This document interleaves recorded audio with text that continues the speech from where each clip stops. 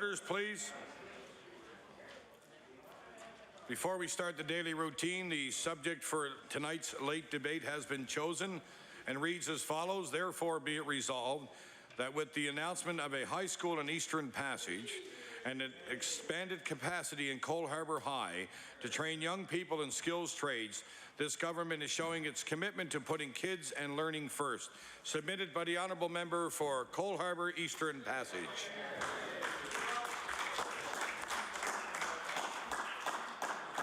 Daily routine, presenting and reading petitions. The Honourable Leader of the Progressive Conservative Party. Mr. Speaker, I beg leave to present a petition on behalf of the people of Parsboro and the Shore area containing 356 signatures, including my own.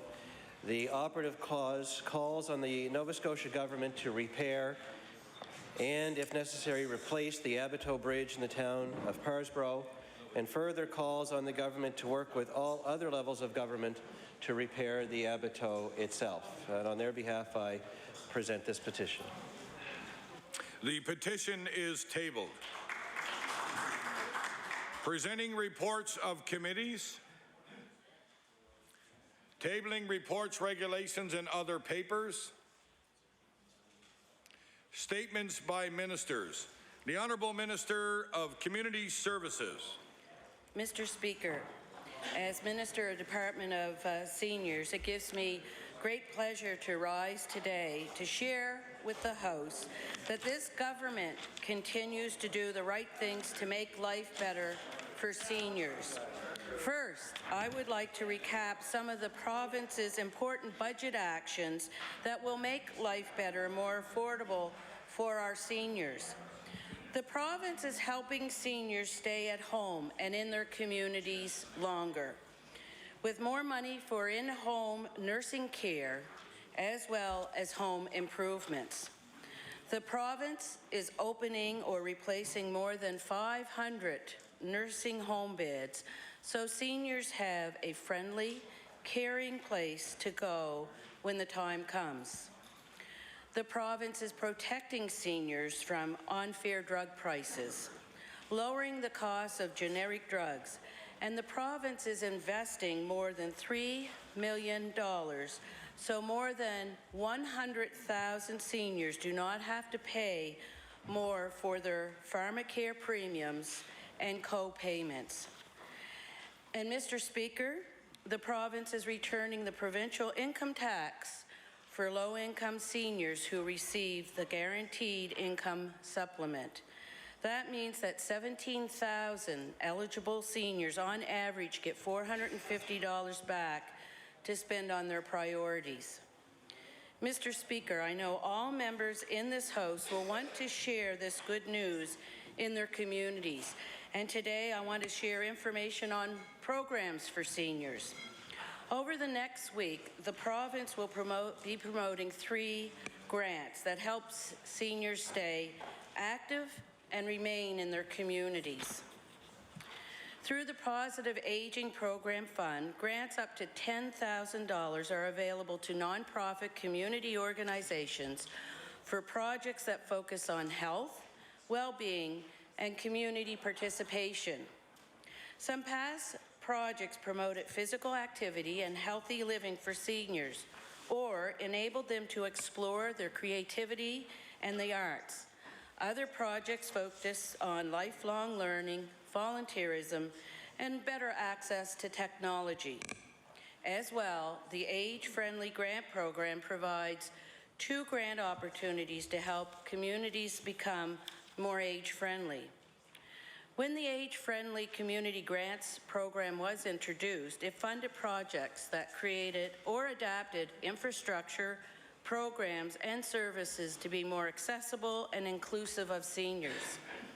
Then, in 2010, under our NDP government, the department expanded the scope of the program to support municipalities with their strategic planning.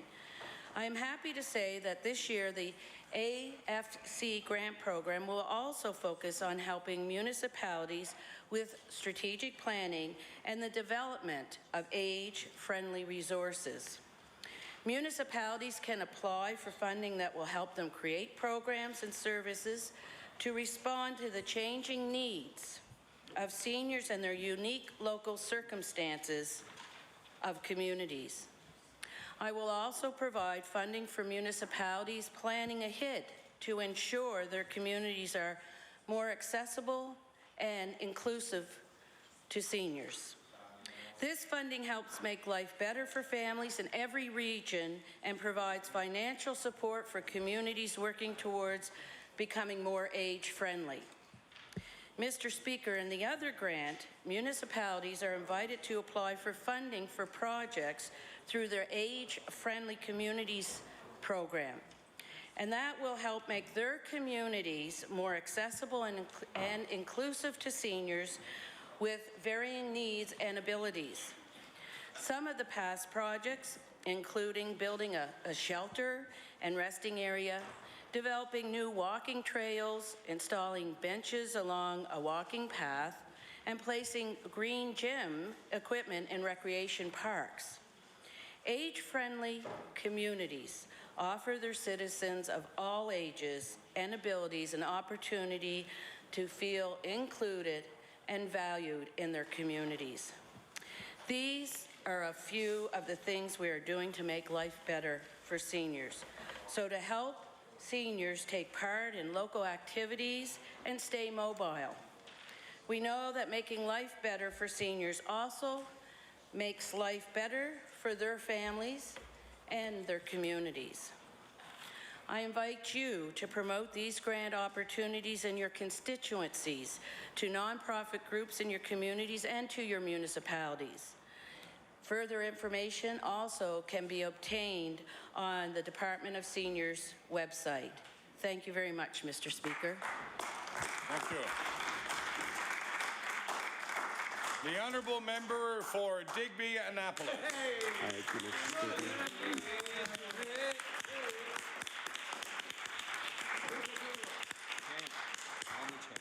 Mr. Speaker, I'd like to thank the Minister's office for providing our office with a ministerial statement in advance. Mr. Speaker, while the Minister outlines various initiatives for seniors in her statement, she fails to point out several key points. Mr. Speaker, while it is important to invest in social programs and keeping people in their communities, it's also important to ensure that seniors can simply make ends meet. Where I'm from, Mr. Speaker, I hear a lot of people worrying about their power bills and their food and the housing costs. Their health care costs are eating up more and more of their household budgets daily. And I hear this every day from our seniors. There's a dire need for affordable housing for seniors, but the Minister doesn't mention this. Seniors in rural communities have little or no access to public transportation. It's another huge problem, especially in my area. Seniors and their families are worried about the health care wait times that they have. They're also worrying about whether they're going to have a doctor the next time they go to a medical appointment. Mr. Speaker, I look forward to learning more about the Age-Friendly Grant Program and hope that the municipalities will work with the seniors in developing proposals so that those very people who rely on these services will have a voice in how they are designed. Grants are wonderful, but dignity in aging, the rising cost of living, and the reduced health care wait times are the priorities we're hearing from our seniors in our rural communities every day. Thank you, Mr. Speaker. The Honourable Member for Victoria the Lakes. Thank you, Mr. Speaker, and I too would like to thank the Minister for providing our caucus with a copy of her statements ahead of time. Mr. Speaker, while the Minister references a couple of good measures in her statement, there are some items that she neglects to mention. Mr. Speaker, for more than a year, my caucus has been raising concerns about the government's approach to changing drug pricing and the threat it poses to the sustainability of independent rural pharmacies. We're seeing the result of that now in rural pharmacies closing. It's making it nearly impossible for seniors in some communities to access the drugs they need and the services they require. Just earlier in March, we saw the closure of the only pharmacy in the village of Lawrencetown. The Lawrencetown Pharmacy's owner said at the time that costs have kept increasing while the introduction of provincial drug reform has reduced the pharmacy's revenue. Their changes forced a small business to close its doors in an area that has seen some of the highest job losses in the province. Seniors and their families with limited transportation who rely on the services of their local pharmacy will pay the price. There were over 40 pharmacists and pharmacy owners that attended Law Amendments Committee about that legislation. But that government didn't listen to any of their concerns, and now, in this instance, seniors are paying the price. As well, Mr. Speaker, in 2006, the PC government unveiled a plan to build 1,320 beds in long-term care facilities throughout Nova Scotia. Distribution of new beds will be based on geographic disparity, population projections, community needs, and current pressures on acute care services. This plan would have protected seniors. Now, we're seeing seniors forced out of their communities, away from their families, because that government doesn't have its priorities straight. Those same families that are struggling to get their parents into long-term care homes close by are also struggling to keep their kids from leaving home. But that's for another day. What that government is keeping from Nova Scotians is that they've made no new commitments to building long-term care beds. There are over 400 beds from the original strategy that haven't even been tendered yet. It's leaving seniors with nowhere to go. A number of areas that had previously been promised more long-term care beds have even been cancelled. Then, in an effort to deliver on promises to build more beds, that government cut over 40 respite beds to turn them into long-term care beds. Mr. Speaker, all that does is take pressure from one area and throw it into another. So, Mr. Speaker, although there are some good measures in the minister's statement, I brought forward two examples of how this government has, over its 3 years, actually neglected our seniors and their families, and has, in fact, made things more difficult. So with those few words, Mr. Speaker, I thank you and I take my seat. The Honourable Minister of Communities, Culture and Heritage. Thank you, Mr. Speaker. It's a pleasure to rise in the House to recognize the appointment of the first Board for Arts Nova Scotia. Mr. Speaker, artistic and cultural activities add to the quality of life enjoyed by Nova Scotians in communities throughout Nova Scotia. But not only do artists enrich our public life, with their creativity and their excellence, they also create jobs and economic opportunities in the process, Mr. Speaker. Nova Scotia is a better place to live, work, and raise a family because of the strong and active arts community. And this government is focused on working with the sector to ensure it becomes even stronger, Mr. Speaker. In February 2011,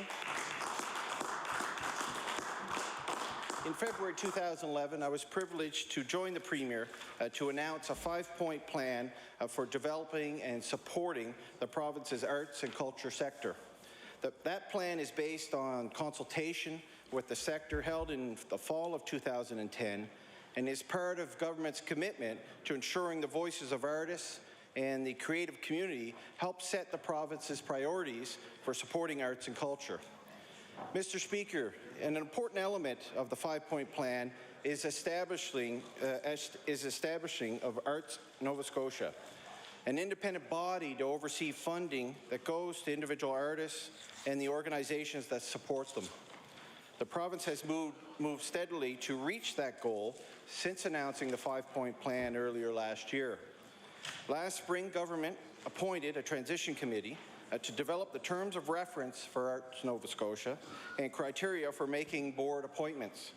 Mr. Speaker, that committee included my colleague, the Honourable Member for Lunenburg, who has a strong connection to the arts community. Paul Caskey, a nationally known choreographer, dancer, and artistic director with live art dance production. Leah Hamilton, a respected arts administrator and consultant with Genesis Consulting. And Christopher Shore, an award-winning playwright and the executive director of Theatre Nova Scotia. Mr. Speaker, the committee worked diligently to produce its report last fall, which set out the principles and goals for Arts Nova Scotia. Our government acted immediately on their advice by introducing and passing legislation for the Arts Nova Scotia Act, and an important step in the transition for the responsibility of this new body, Mr. Speaker. Last week, I was pleased to announce the appointment of the first board for Arts Nova Scotia. The appointments were based on the advice received from the Transition Committee and they are diverse, Mr. Speaker, in the terms of geography, artistic discipline, gender, and culture. Mr. Speaker, the first board of Arts Nova Scotia brings together 11 incredibly talented and dedicated Nova Scotians who are committed to helping grow and develop Nova Scotia's arts and culture sector. Mr. Speaker, the first board is Corey Bowles from Truro, an African Nova Scotian dancer, actor, and musician. Claudia Buckley from Bayswater, a consultant and contracted coordinator of the Canada Council Theatre Section Flying Squad program. Mary Elizabeth Luca from HRM, an arts consultant and award-winning documentary producer and television director. Michael de Neucourt from Antigonish, an Acadian and Francophone bilingual visual artist, sculptor, and educator. Eric Matthews from HRM, personal and production manager for Symphony Nova Scotia. Laura Snyder from Sydney, director and curator at the Cape Breton University Art Gallery. And Susan Handaran from HRM, a respected arts administrator and executive director of the Nova Scotia Designer Crafts Council. And also Barbara Richmond from Chester, a respected arts administrator and executive director for strategic arts management. And Don Segwich from Petite Riviere, chairman and past president of Transatlantic Literacy Agency Incorporated. And Candace Stevenson from HRM, a retired executive director of culture and heritage with the provincial government here in Nova Scotia. And last but finally, Mindy Gillant-Zwicker from Hantsport, an emerging Mi'kmaq artist, Mr. Speaker. This is an impressive group of Nova Scotians that bring a wealth of experience and knowledge to the table with Arts Nova Scotia. They had their first meeting last week and are beginning the process of transitioning responsibility for funding and prize programs that they'll oversee. Mr. Speaker, the appointment of the first board for Arts Nova Scotia is one more way this government is honoring its commitments to give the arts community a voice in setting priorities and developing and growing Nova Scotia's creative economy. This government has listened to their voices, Mr. Speaker. Their priorities are reflected in the 5-point plan for arts and culture and that the Premier and I announced last year. Their advice is incorporated into legislation that creates Arts Nova Scotia. And Mr. Speaker, their knowledge and expertise will ensure that artistic merit continues to be the basis for decisions on funding to artists through their work on the board of Arts Nova Scotia. As chair of the Creative Nova Scotia Leadership Council, Ron Bourgeois noted last week when government introduced status of the artist legislation, this is an exciting time for arts in Nova Scotia. While the 5-point plan introduced by the Premier and the strong involvement of the arts community in developing provincial policy, Nova Scotia will continue to see benefits from a growing creative economy. Mr. Speaker, in addition to the appointment of the first board of Arts Nova Scotia, this government has also acted on other priorities in the 5-point plan.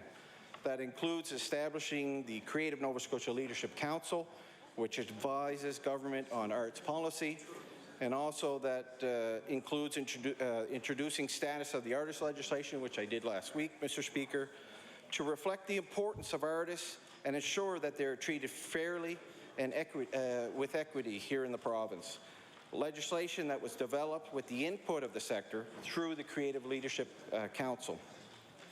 Mr. Speaker, that includes the work of the Interdepartmental Committee of the provincial government to coordinate and support funding for arts in Nova Scotia.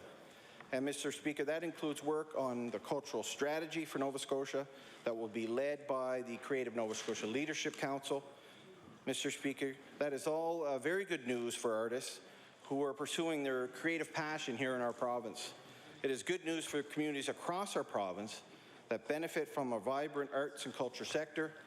And, Mr. Speaker, it's good news for Nova Scotian families because it makes life better for them in every region of the province. Thank you, Mr. Speaker.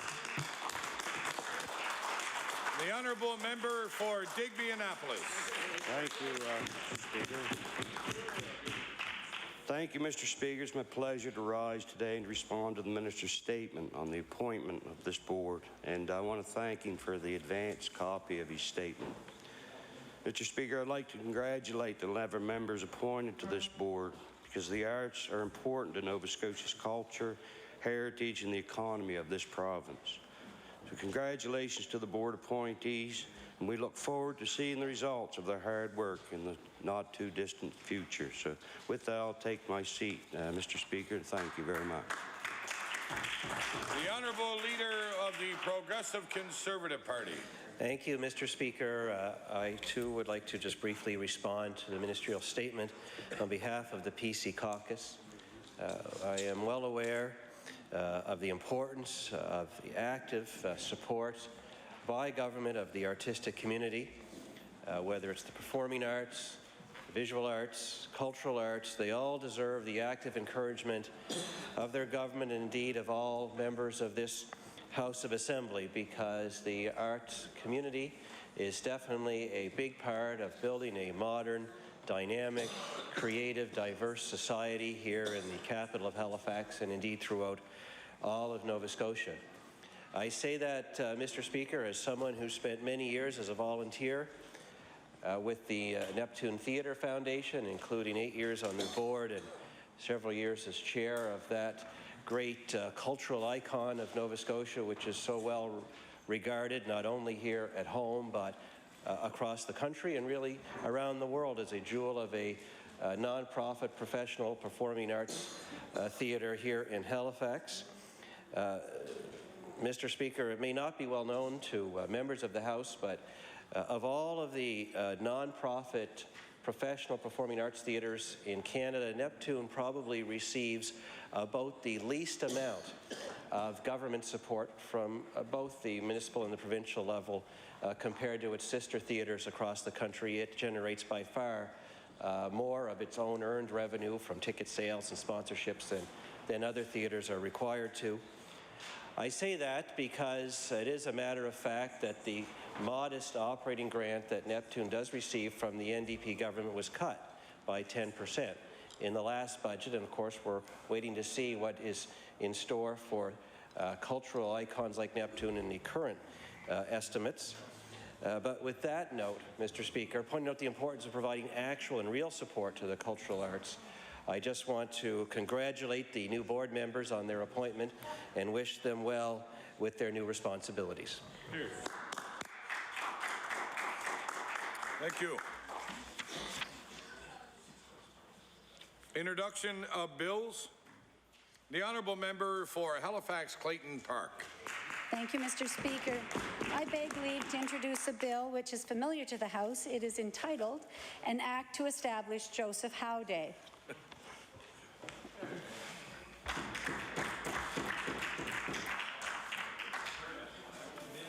The honourable member for Halifax Clayton Park begs leave to introduce a bill entitled, An Act to Establish Joseph Howe Day.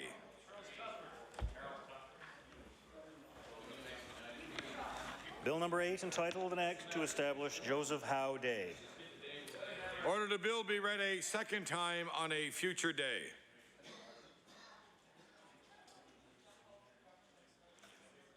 Oh, can I have agreement of the House to revert back to the order of government notices of motion? No?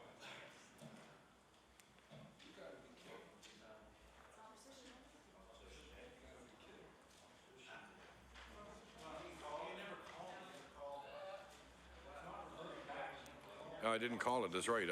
I skipped over it. My mistake. Yeah. I'll have to call it because I skipped over it. I just went to introduction of bills after statements by ministers, so I will now call government notices of motion.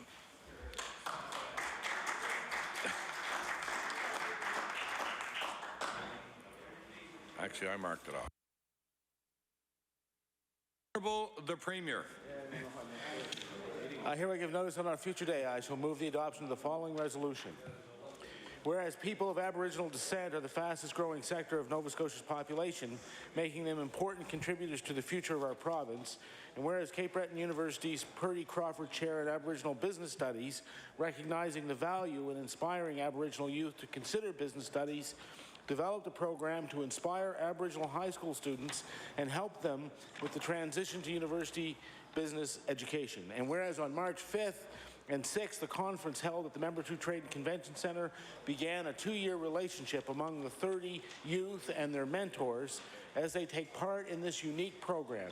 Therefore, be it resolved that the members of the House join me in congratulating the youth, their mentors, the Purdy Crawford Chair in Aboriginal Business Studies on successfully launching the Business Network for Aboriginal Youth program. And Mr. Speaker, I would request waiver of notice and passage without debate.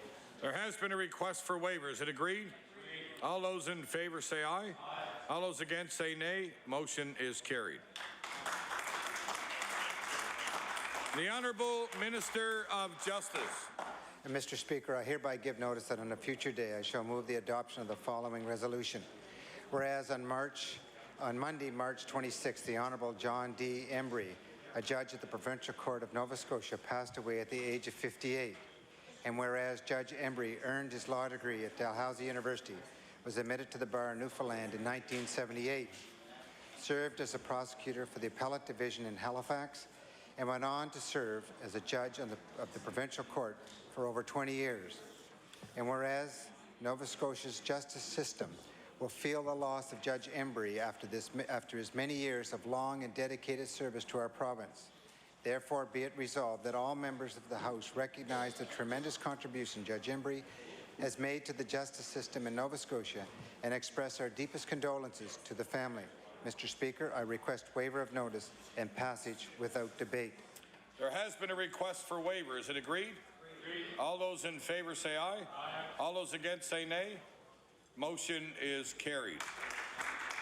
The Honourable Minister of Labour and Advanced Education. Thank you, Mr. Speaker. I hereby give notice that on a future day I shall move the adoption of the following resolution. Whereas Derek Shark is a musician and resident of Kentville who has, through the years, been commissioned to compose works for the Winnipeg Symphony Orchestra, for Kronos Quartet, and the St. Lawrence String Quartet. And whereas Derek Shark shares his passion for music and the performing arts by teaching theory and composition at the School of Music at Acadia University in Wolfville, and whereas Derek Shark was the recipient of the Juno Award for Classical Composition of the Year on Sunday, April 1st for Sepia Fragments, which combines the sounds of nature with acoustic instruments. Therefore, be it resolved that members of this House congratulate Derek Shark for his success at the 2012 Juno Awards and for focusing national attention on the performing arts in Nova Scotia, and wish him continued success in the future. Mr. Speaker, I request waiver of notice and passage without debate. There has been a request for waiver. Is it agreed? Agreed. All those in favor say aye. Aye. All those against say nay. Motion is carried. The Honourable Minister of Transportation and Infrastructure Renewal. Thank you, Mr. Speaker. I request an introduction, if you may, sir. Most certainly. Thank you. In our gallery, in the East Gallery, we have an honored guest, and I'm going to be reading a resolution about her award in a moment, but I'd like her to ask and remain standing. Heather Ann Gillis, could you please be recognized?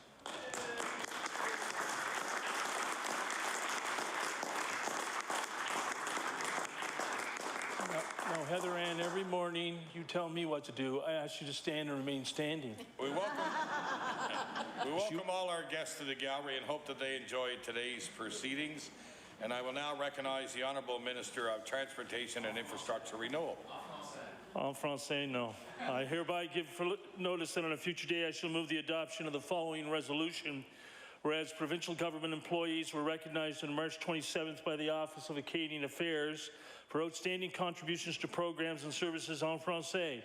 Whereas these Bonjour Awards are an opportunity to celebrate Nova Scotia's Acadian and Francophone culture, Whereas Heather Ann Gillis, the receptionist in the head office of the Nova Scotia Transportation and Infrastructure Renewal Office, was the winner of one of these awards. Therefore, be it resolved that all members of this House acknowledge the valuable and continuing contribution made by Heather Ann Gillis as she goes above and beyond in both official languages as the first points of contact for our department. Heather Ann, félicitations. How was that? Mr. Speaker, I request waiver of notice and passage without debate. There has been a request for waiver. Is it agreed? All those in favor say aye. All those against say nay. Motion is carried.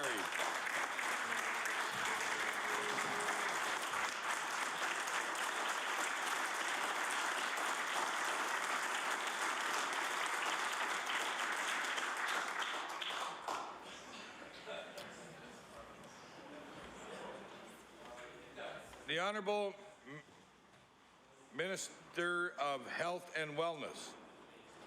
Thank you very much, Mr. Speaker. Mr. Speaker, with your permission, I'd like to do an introduction before I do my resolution. Thank you very much, Mr. Speaker. Mr. Speaker, it's a great privilege to draw the attention of members of the House to the East Gallery, where we are joined today by several of our province's extended care paramedics. And Mr. Speaker, I would read their names and ask them to stand as I read their names. Mark Weekly, Peter Rose, Rob Marchand, Sarah Grace Brown, and Chris Nordland. And together, Mr. Speaker, these women and men have more than 70 years of combined experience, and I thank them very much for joining us here today, and I ask members to give them a very warm welcome.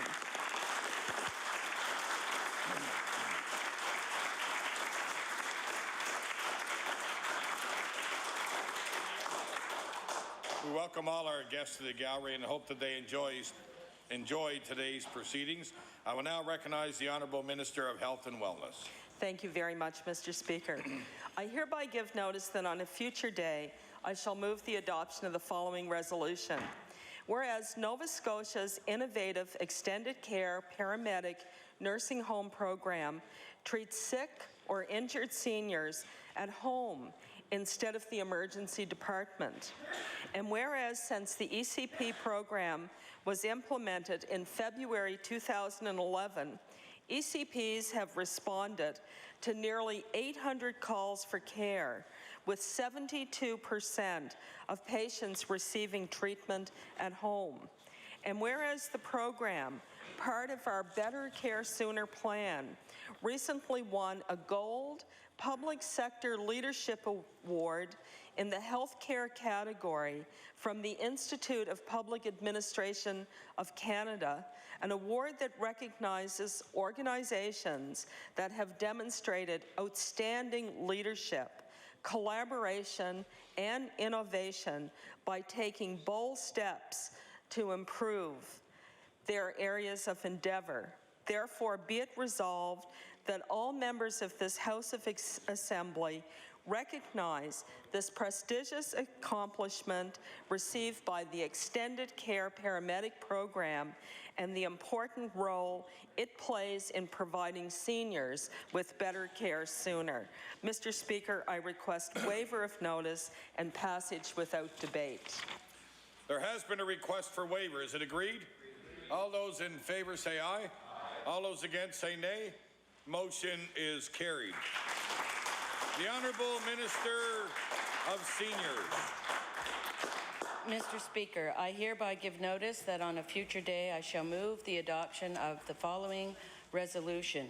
Whereas Nova Scotians, particularly seniors, are known for being valuable and tireless volunteers, and whereas Bill Poole of Scotts Bay holds many volunteer positions, including Vice President on the Board of Directors of Community Links, member on the Board of Directors of Kings County Seniors Safety Program, peer facilitator of Your Way to Wellness with the Annapolis Valley District Health Authority, and a volunteer with Healing Approaches to Seniors Abuse.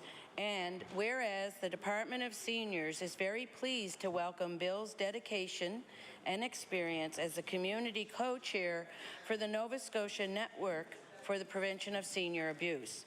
Therefore, be it resolved, the members of this legislature recognizes Bill Poole for his contribution to Nova Scotians and wish him well in this new task as the community co-chair for the Nova Scotia Network for the Prevention of Senior Abuse. Mr. Speaker, I ask for waiver of notice and passage without debate. There has been a request for waiver. Is it agreed? All those in favor say aye. All those against say nay. Motion is carried. The Honourable Minister of African Nova Scotian Affairs. Thank you, Mr. Speaker. I hereby give notice that on a future day I should move the adoption of the following resolution.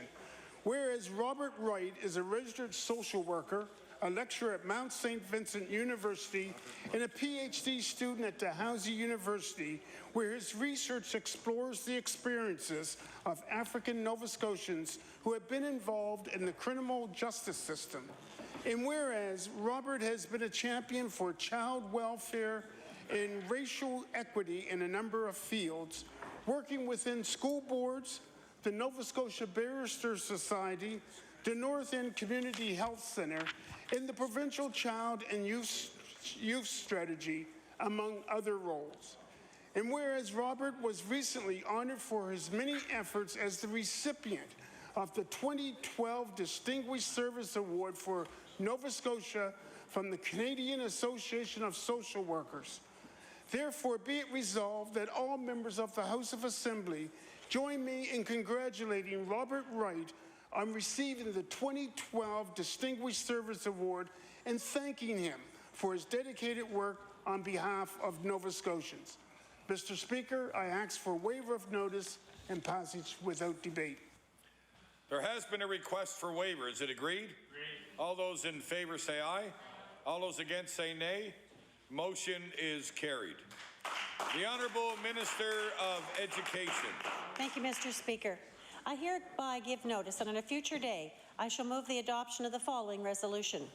Whereas Dr. Hannah Rue, Director of Evidence-Based Practice at the National Autism Center in Massachusetts, is sharing her knowledge and expertise with about 140 educators from across the province today, April 4th, at Mount St. Vincent University. And whereas the topic of her presentation, autism and evidence-based practice, is vital to the province's mandate to provide educational service to children and youth with autism spectrum disorder, not only for their academic learning, but also for those skills necessary for independence and personal responsibility. And whereas over the past 15 to 20 years, there has been an ever-increasing awareness and recognition of autism that has brought to the forefront the importance for educators and researchers to determine the most effective practices for the identification and treatment of autism. Therefore, be it resolved that the members of the House of Assembly thank Dr. Rue and all of our educators for their valuable work for the benefit of Nova Scotia students with autism spectrum disorder. Mr. Speaker, I ask for waiver of notice and passage without debate. There has been a request for waiver. Is it agreed? Agreed. All those in favor say aye. Aye. All those against say nay. Motion is carried. The Honourable Minister of Seniors. Mr. Speaker, I hereby give notice that on a future day I shall move the adoption of the following resolution. Whereas Nova Scotia boasts many talented artists and inspiring sites, and whereas the Nova Scotia Seniors Art and Photo Gallery provides artists and photographers 50 years of age and older a central location to display and sell their works of art. And whereas this one-of-a-kind gallery located at the World Trade and Convention Center is celebrating its 101st showing. Therefore, be it resolved, the members of this legislature congratulate the Nova Scotia Seniors Art and Photo Gallery on its 101st Art and Photo Show and wish them much success in the future. Mr. Speaker, I ask for waiver of notice and passage without debate. There has been a request for waiver. Is it agreed? All those in favor say aye. All those against say nay. Motion is carried. The Honourable Minister of Health and Wellness. Thank you very much, Mr. Speaker. Mr. Speaker, I hereby give notice that on a future day I shall move the adoption of the following resolution. Whereas Mr. David Logie has served on the board of the Annapolis Valley District Health Authority for 12 years, including 6 years as board chair. And whereas Mr. Logie's unpaid role as member and chair of the Annapolis Valley District Health Authority was to oversee and provide leadership of the affairs of the District Health Authority. And whereas after many years diligently and respectfully representing the best health interests of residents of Annapolis and Kings County, Mr. Logie has retired as board chair. Therefore, be it resolved that all members of this House of Assembly applaud Mr. David Logie for his steadfast dedication to improving the health and wellness of Nova Scotians living in the Annapolis Valley by serving as chair of the Annapolis Valley District Health Authority Board, and wish him all the best in the future. Mr. Speaker, I request waiver of notice and passage without debate. There has been a request for waiver. Is it agreed?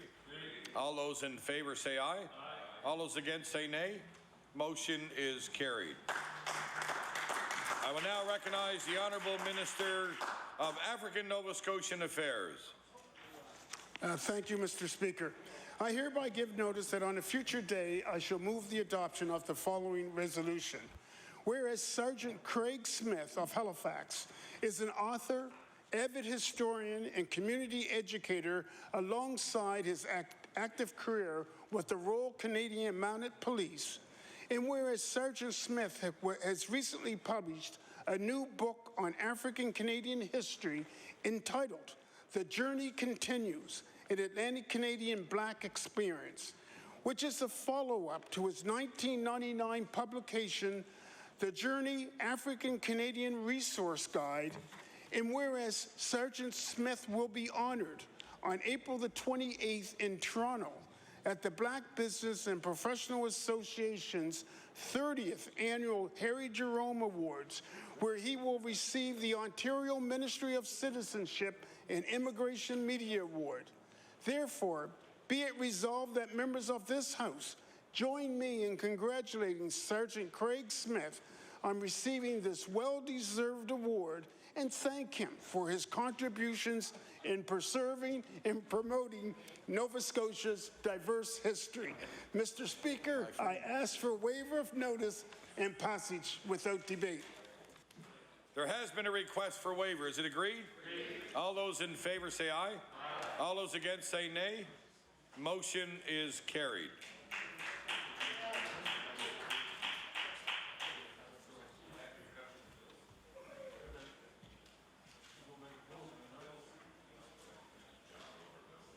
Introduction of bills. The order. The Honourable Minister of Energy. Thank you, Mr. Speaker. I beg leave to introduce a bill, an act to amend Chapter 3 of the Acts of 1987, the Canada-Nova Scotia Offshore Petroleum Resource Accord Implementation Nova Scotia Act.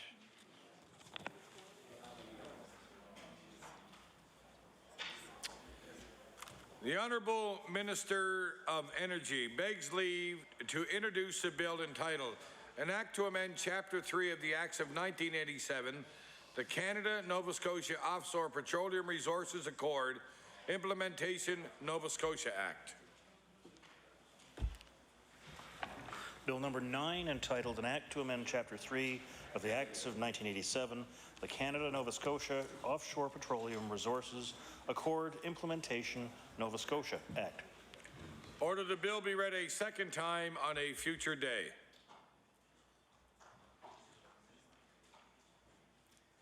Notices of motion. The Honourable Minister of Transportation Infrastructure Renewal. Thank you, Mr. Speaker. I hereby give notice that on a future day I shall move the adoption of the following resolution. Whereas on March 9th, 2012, Bill C-278, an act respecting a day to increase public awareness about epilepsy, passed third reading unanimously in the House of Commons in Ottawa. Whereas this bill establishes March 26th as Purple Day, a day each year when Canadians wear purple to raise awareness of epilepsy.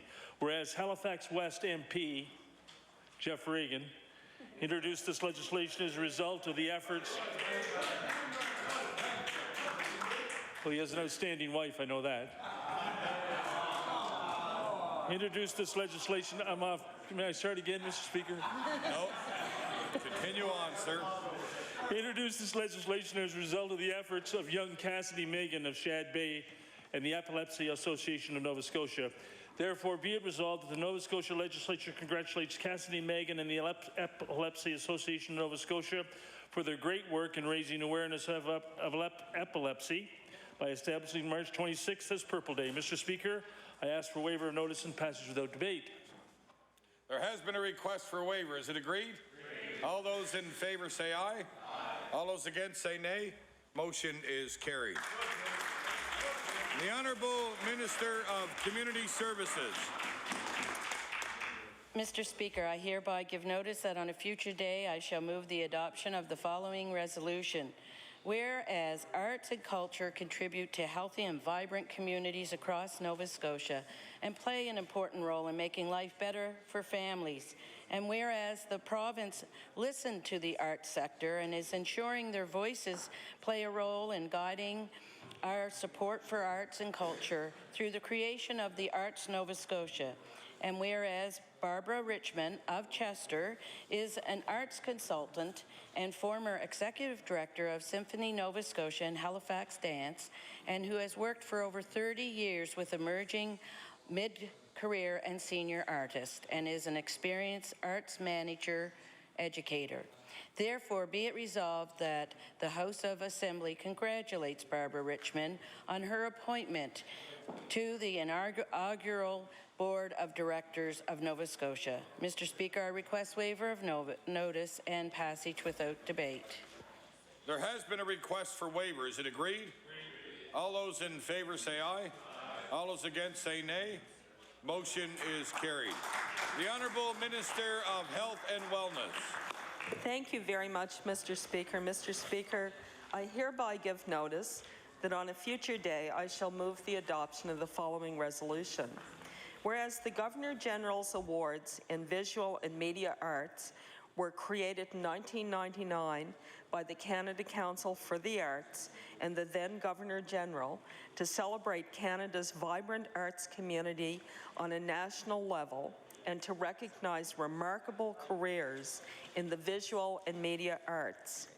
And whereas the 2012 laureates of the Governor-General's Award in Visual and Media Arts received their awards, including a cash prize of $25,000 each at a ceremony at Rideau Hall on March the 28th, 2012, hosted by Their Excellencies, the Right Honourable David Johnson, Governor-General of Canada, and Mrs. Sharon Johnson. And whereas among the 2012 laureates is Jan Peacock, a faculty member at the Nova Scotia College of Art and Design, a resident of the North End of Halifax, who has since 1977 been exploring the medium of video and developing a body of international award-winning work.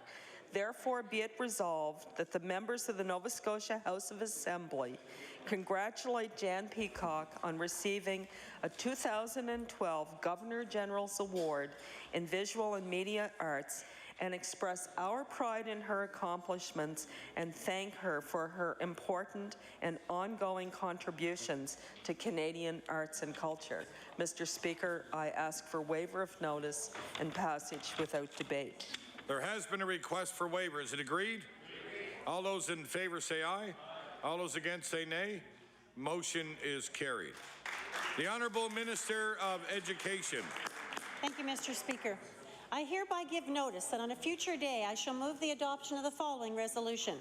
Whereas the Acadia Axe Women's University Women's Basketball Team won the Atlantic Conference Basketball Championship in Antigonish on March the 4th, 2012. And whereas this year's win was the first time in 60 years that this team's name will be on the Jeannie W. Leslie Trophy. And whereas the team's leadership, hard work, and family atmosphere are a credit to the team's success. Therefore, be it resolved that this House of Assembly congratulates the Acadia Axe Women's Basketball Team for winning the Atlantic Conference Basketball Championship for the very first time in 60 years in Antigonish, March 4th, 2012. Mr. Speaker, I request waiver of notice and passage without debate. There has been a request for waiver. Is it agreed? All those in favor say aye. All those against say nay. Motion is carried. The Honourable Minister of Service Nova Scotia, Municipal Relations. Thank you, Mr. Speaker. I hereby give notice that on a future day I shall move the adoption of the following resolution. Whereas the village gas station became a fixture in the landscape in the golden age of the automobile in the 1950s, and whereas Don McNeil opened a garage and gas station at the Halifax International Airport in 1962 and later one in Elmsdale, the present location. And whereas Don McNeil Shell, now owned by Don's son Roy and daughter-in-law Beth, celebrates 50 years of operation in May. Therefore, be it resolved that this House of Assembly offers its congratulations to the owners, management, and staff of Don McNeil Shell on its anniversary and wishes them continued success for the future. Mr. Speaker, I request waiver of notice and passage without debate. There has been a request for waiver. Is it agreed? All those in favor say aye. All those against say nay. Motion is carried. The Honourable Minister of Fisheries. Thank you, Mr. Speaker. Mr. Speaker, I hereby give notice on a future day I shall move the adoption of the following resolution. Whereas Southside Cape Sable Island hockey player Brendan Nicholson, along with his Team Canada counterparts, captured men's ice hockey bronze in the Winter Youth Olympic Games in Innsbruck, Austria on January 21st, 2012 with a 7-5 win over USA. And whereas the 15-year-old defenseman, who was the lone Nova Scotian athlete to compete at the Games, was one of 17 players from across Canada named to the national team, capping a year of major accomplishments in the sport of hockey for the young Canuck, that also included playing with Team Nova Scotia at the 2011 Winter Games. And whereas Brendan Nicholson is an inspiring and mentor to young hockey players in his home community, often volunteering to spend time with them during practices, encouraging them to reach for the stars. Therefore, be it resolved that this House of Assembly congratulate Brendan Nicholson for his bronze medal win at the Youth Olympic Games in Innsbruck, Austria. Mr. Speaker, request waiver notice and passage without debate. There has been a request for waiver. Is it agreed? All those in favor say aye. All those against say nay. Motion is carried. The Honourable Minister of Energy. Thank you, Mr. Speaker. I hereby give notice on a future day I shall move the adoption of the following resolution. Whereas Betty Lou Scott of Mount Tom, Pictou County, a retired teacher and co-owner of Windcrest Farms, has been awarded the Rosemary Davis Award for her lifelong involvement and commitment to agriculture. And whereas the Rosemary Davis Award is sponsored by Farm Credit Canada and awarded annually to 5 Canadian women who are active leaders in Canadian agriculture. And whereas Betty Lou Scott is the only recipient of the Rosemary Davis Award in Atlantic Canada in 2012 and received a trip to Boston to attend the 2012 Simmons School of Management Leadership Conference for Women in April. Therefore, be it resolved, this House of Assembly congratulates Betty Lou Scott of Mount Tom, Pictou County, on her winning of the Rosemary Davis Award for her leadership and involvement in Canadian agriculture. And Mr. Speaker, I request waiver of notice and passage without debate. There has been a request for waiver. Is it agreed? Agreed. All those in favor say aye. Aye. All those against say nay. Motion is carried. The Honourable Member for Halifax Citadel, Sable Island. Thank you, Mr. Speaker. Mr. Speaker, I hereby give notice that on a future day I shall move the adoption of the following resolution. Whereas the arts and culture contribute to the healthy and vibrant communities across Nova Scotia and play an important role in making life better for families, and whereas the province is listening to the arts community and is ensuring that their voices guide our support for the arts and culture through the creation of Arts Nova Scotia, and whereas Eric Mathis of Halifax is the personnel and production manager for Symphony Nova Scotia and an accomplished trombone player, educator, and coach, and a leader in the creative community, therefore be it resolved that this House of Assembly congratulates Eric Mathis on his appointment to the inaugural Board of Directors of Arts Nova Scotia and thanks him for his contributions to all our artistic endeavours. Mr. Speaker, I request waiver of notice and passage without debate. There has been a request for waiver. Is it agreed? All those in favor say aye. All those against say nay. Motion is carried. The honourable member for Truro Bible Hill. Thank you, Mr. Speaker. Mr. Speaker, I hereby give notice that on a future day I shall move the adoption of the following resolution. Whereas arts and culture contribute to a healthy and vibrant communities across Nova Scotia and play an important role in making life better for families, and whereas the province listened to the arts sector and is ensuring their voices play a role in guiding our support for arts and culture throughout the creation of Arts Nova Scotia, And whereas Corey Bowles is an accomplished dancer, actor, and musician who currently plays in the band Aide de Camp and has appeared as an actor in a number of films and television and directed a number of short films and music videos, therefore, be it resolved that the House of Assembly congratulates Corey Bowles on his appointment to the inaugural Board of Directors of Arts Nova Scotia. Mr. Speaker, I request waiver of notice and passage without debate. There has been a request for waiver. Is it agreed? All those in favor say aye. All those against say nay. Motion is carried. The honourable member for Cole Harbour Eastern Passage. Thank you, Mr. Speaker. I hereby give notice that on a future day I shall move the adoption of the following resolution. Whereas the residents of Eastern Passage agree with their government that schools are the heart of Nova Scotia communities and have been advocating nearly 30 years for a high school. And whereas the NDP government listened, supported, and committed to bringing a high school to their community. And whereas the Premier and Minister of Education announced Monday, April 2nd, that their NDP government is meeting the needs of students and families in Eastern Passage by investing $15 million to bring grades 10 to 12 to this area. Therefore, be it resolved that this House of Assembly commends this government for making life better for the community of Eastern Passage and celebrate the occasion of fulfilling a 30-year dream to bring a high school to the community through an investment of $15 million. Mr. Speaker, I request waiver of notice and passage without debate. There has been a request for waiver. Is it agreed? I hear several noes. The motion is tabled. The honourable member for Queens. Thank you, Mr. Speaker. I hereby give notice that on a future day I shall move the adoption of the following resolution. Whereas arts and culture contribute to healthy and vibrant communities across Nova Scotia and play an important role in making life better for families. And whereas the province listened to the arts sector and is ensuring their voices play a role in guiding our support for arts and culture through the creation of Arts Nova Scotia. And whereas Don Sedgwick of Petite Riviere has worked in the Canadian publishing industry for 35 years and has served as a board member with the Nova Scotia Talent Trust and as a juror for the Canada Council for the Arts, and is currently mentoring journalists at the University of King's College and is completing his MBA at St. Mary's University. Therefore, be it resolved that the House of Assembly congratulates Don Sedgwick on his appointment to the inaugural Board of Directors of Arts Nova Scotia. Mr. Speaker, I request waiver of notice and passage without debate. There has been a request for waiver. Is it agreed? All those in favor say aye. All those against say nay. Motion is carried. The honourable member for Antigonish. Thank you, Mr. Speaker. Mr. Speaker, I hereby give notice that on a future day I shall move the adoption of the following resolution.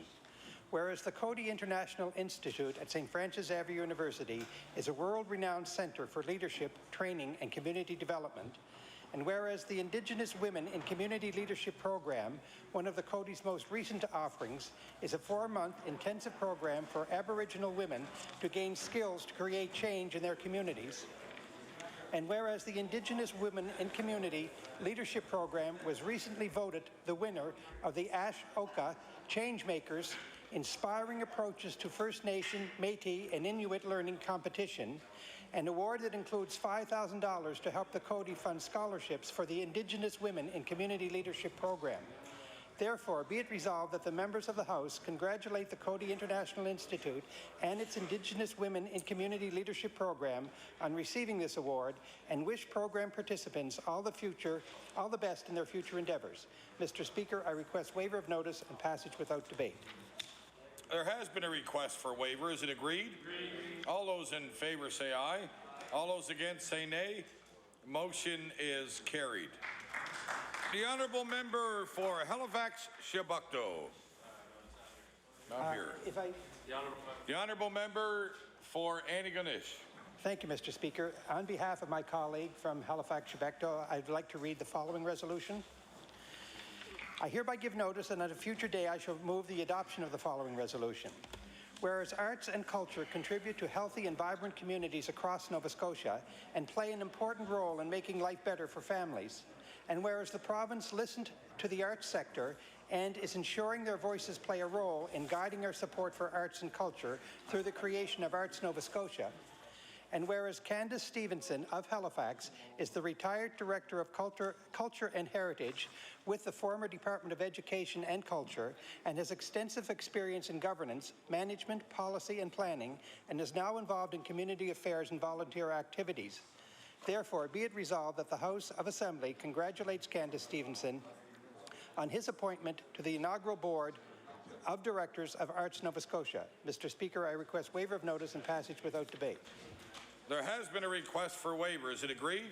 Agreed. All those in favor say aye. Aye. All those against say nay. Motion is carried. The Honourable Member for Hammonds Plains, Upper Sackville. Mr. Speaker, I hereby give notice that on a future day I shall move the adoption of the following resolution. Whereas the Canada Safety Council is an independent, knowledge-based charitable organization dedicated to the cause of safety, and whereas Millwood Elementary in Middle Sackville takes pride in its kiss and go rules, crosswalk safety, and talking to the kids about safety on the school property. And whereas the community's RCMP liaison officer, Constable McNaughton, presented Millwood Elementary with a safety award for achieving a child safety accident-free year from January 2011 to January 2012. Therefore, be it resolved that the House of Assembly recognizes Millwood Elementary as a true example of both staff and students coming together to encourage safe practices at school, and congratulates them on being awarded a safety award for an accident-free year. Mr. Speaker, request waiver of notice and passage without debate. There has been a request for waiver. Is it agreed? Agreed. All those in favor say aye. Aye. All those against say nay. Motion is carried. The Honourable Member for Kings North. Thank you, Mr. Speaker. I hereby give notice that on a future day I shall move the adoption of the following resolution.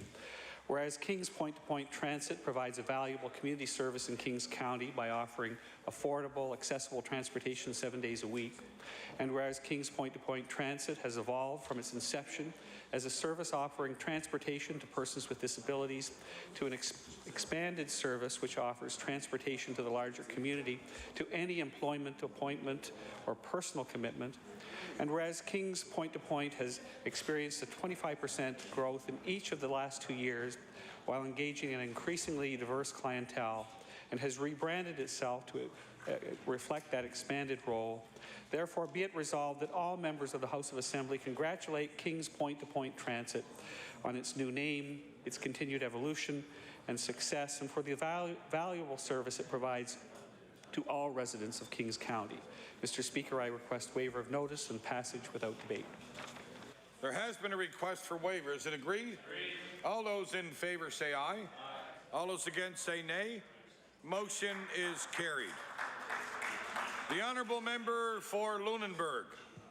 Thank you, Mr. Speaker. I hereby give notice that on a future day I shall move the adoption of the following resolution. Whereas Mike Myra, Tony Blake, and Anthony Kraus decided to start an archery club in the Lunenburg area in 2010 with the aim of learning how to run a club, attract members, and ultimately hold a shoot. And whereas the group decided to partner with the Lunenburg Rod and Gun Club, providing the opportunity to host both indoor and outdoor shoots, making archery in Lunenburg a year-round sport. And whereas archers of various ages, from teens up to seniors, get to participate, the club will be aiming to host the first open shoot, the Archer's Edge Fall 3D Challenge, on September 2nd, 2012. Therefore, be it resolved that this House of Assembly congratulates the Archery Division of the Lunenburg Rod and Gun Club, bringing the shoot of archery to new participants in Lunenburg County and providing year-round opportunity for sport and recreation. Mr. Speaker, I request waiver of notice and passage without debate. Where it says. There has been a request for waiver. Is it agreed? All those in favor say aye. All those against say nay. Motion is carried. The honourable member for Colchester, Musquodoboit Valley. Thank you. I hereby give notice that on a future day I shall move the adoption of the following resolution. Whereas Ron Hutchison of Stewiacke East has hosted widely attended bluegrass and old-time jam sessions at his home every Thursday evening for the last 15 years, and whereas Ron is an accomplished multi-instrumentalist, playing and offering lessons in the Stewiacke area in, amongst others, guitar, bass, banjo, dobro, and mandolin, and whereas Ron has for many years been a great promoter of bluegrass and old-time music in and around Colchester County, organizing and hosting in particular fiddle festivals at Whistler's Pub in Stewiacke, therefore be it resolved that the Nova Scotia House of Assembly joins the people of Stewiacke and surrounding communities in grateful acknowledgement of the continuing wealth of Ron Hutchison's musical contributions. Mr. Speaker, I request waiver of notice and passage without debate. There has been a request for waiver. Is it agreed? All those in favor say aye. All those against say nay. Motion is carried. The Honourable Minister of Transportation, Infrastructure Renewal. Thank you, Mr. Speaker. I hereby give notice on a future day I shall move the adoption of the following resolution. Whereas teenager Jordan Grondin of Beaverbrook, New Brunswick, is leading a campaign to erect a statue on Parliament Hill in Ottawa of New Brunswick native R.B. Bennett, Canada's Prime Minister from 1930 to 35. Whereas others, including former Prime Minister John Diefenbaker, have failed in their efforts to get a Bennett statue on the Hill. Whereas Jordan has lobbied politicians of all political stripes to support a proposed private member's bill for this statue. Therefore, be it resolved that the Nova Scotia Legislature recognizes Jordan Grondin for his initiative and support his efforts to have a statue of R.B. Bennett erected on Parliament Hill in Ottawa. Mr. Speaker, I ask for waiver of notice and passage without debate. There has been a request for waiver. Is it agreed? All those in favor say aye. All those against say nay. Motion is carried. The Honourable Minister of Community Services.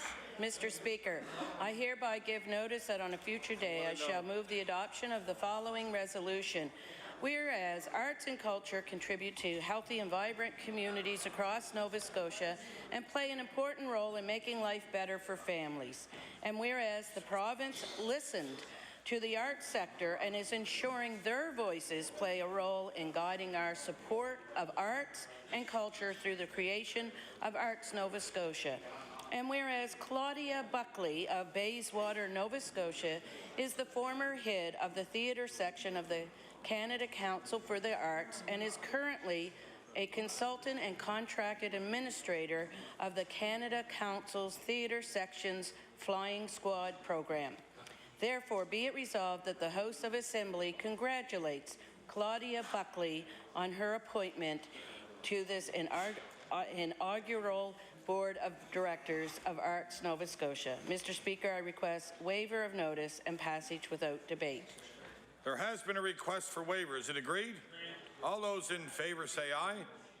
All those against say nay. Motion is carried. The Honourable Minister of Economic and Rural Development and Tourism.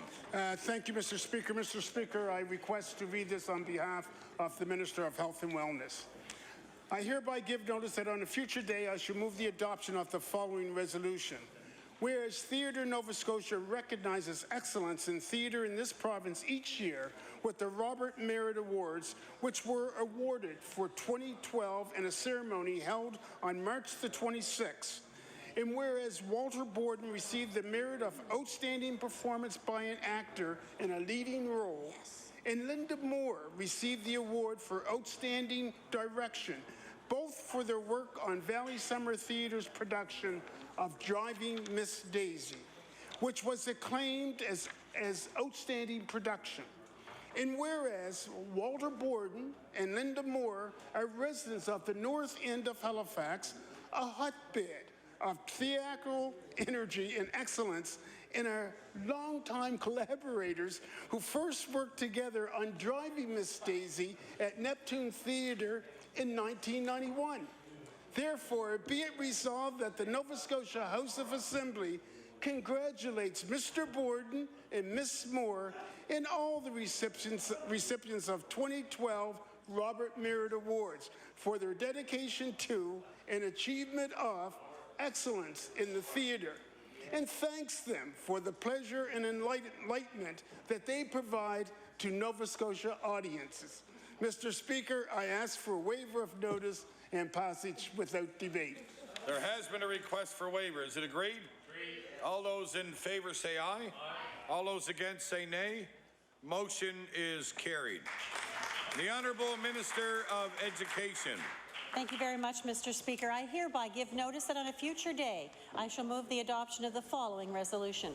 Whereas the Acadia Axemen's basketball team won the Subway Atlantic University Sports Men's Basketball Championship March 4th, 2012 in Halifax, making this their 17th AUS title. And whereas this win earned the team a chance to play in the CIS, that's the Canadian Inter-University Sport Final 8 championships, also held in Halifax March 9th to the 11th, 2012. And whereas Acadia defeated the Ryerson Rams in a consolation final to earn a 5th place finish in the CIS championship game and add a spot to play in the CIS championship taking place next year in Ottawa. Therefore, be it resolved that this House of Assembly congratulates the Acadia Axemen's basketball team on their 17th AUS title and wishes them success as they continue with their athletic and academic pursuits. Mr. Speaker, I request waiver of notice and passage without debate. There has been a request for waiver. Is it agreed? Agreed. All those in favor say aye. Aye. All those against say nay. Motion is carried. The Honourable Minister of Agriculture. Thank you, Mr. Speaker. I hereby give notice that on a future day I shall move the adoption of the following resolution. Whereas successful businesses bring employment and vitality to our communities, and whereas Mobile Valve has been active in the business field as a valve service contractor for more than 40 years. And whereas on March 21st, 2012, the East Hants and District Chamber of Commerce recognized Mobile Valve of Uniac as Business of the Year. Therefore, be it resolved that this House of Assembly offers congratulations to the management and staff of Mobile Valve on its award as Business of the Year and wishes them continued success for the future. And Mr. Speaker, I request waiver, notice, and passage without debate. There has been a request for waiver. Is it agreed? Agreed. All those in favor say aye. Aye. All those against say nay. Motion is carried. The Honourable Minister of Fisheries. Thank you, Mr. Speaker. Mr. Speaker, I hereby give notice on a future day shall move the adoption of the following resolution. Whereas Shelburne County Special Olympian Andrew Hicks won 5 medals in the sport of snowshoeing at the Canada Winter Games at St. Albert, Alberta on February the 28th to March 3rd, 2012.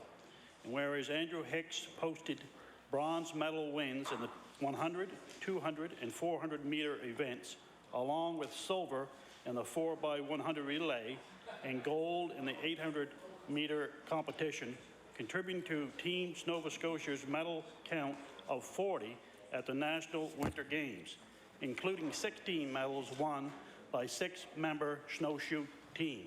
Therefore, whereas it was the first national meet for the 24-year-old athlete who was chosen for the provincial snowshoe team after a triple medal performance at the 2011 Nova Scotia Winter Games. Therefore, be it resolved that this House of Assembly congratulate Andrew Hicks for his stellar performance at the 2012 Winter Games in St. Albert, Alberta. Mr. Speaker, request waiver of notice and passage without debate. There has been a request for waiver. Is it agreed? All those in favor say aye. All those against say nay. Motion is carried. The Honourable Minister of Natural Resources. Thank you, Mr. Speaker. I hereby give notice that on a future day I shall move the adoption of the following resolution.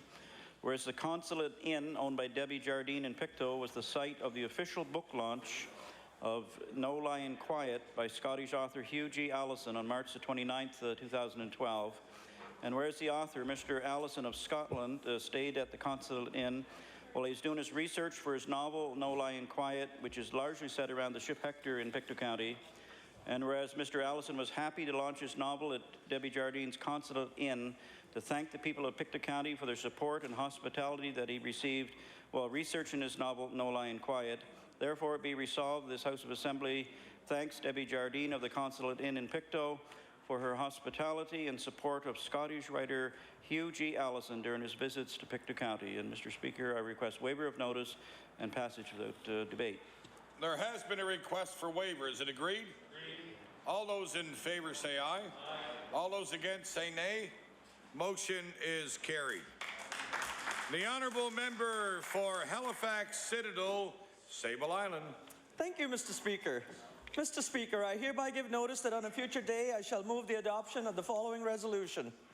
Whereas the arts and culture contribute to creating healthy and vibrant communities across Nova Scotia and play an important role in making life better for families, and whereas the province is listening to the arts community and ensuring that artists play a role in guiding our support for the arts and culture through the creation of Arts Nova Scotia, and whereas Laura Schneider of Sydney is the Director-Curator at Cape Breton University Art Gallery, where she is engaged in increasing the profile of the gallery as a hub for arts education and a valuable resource for research, inquiry, and enjoyment in the arts.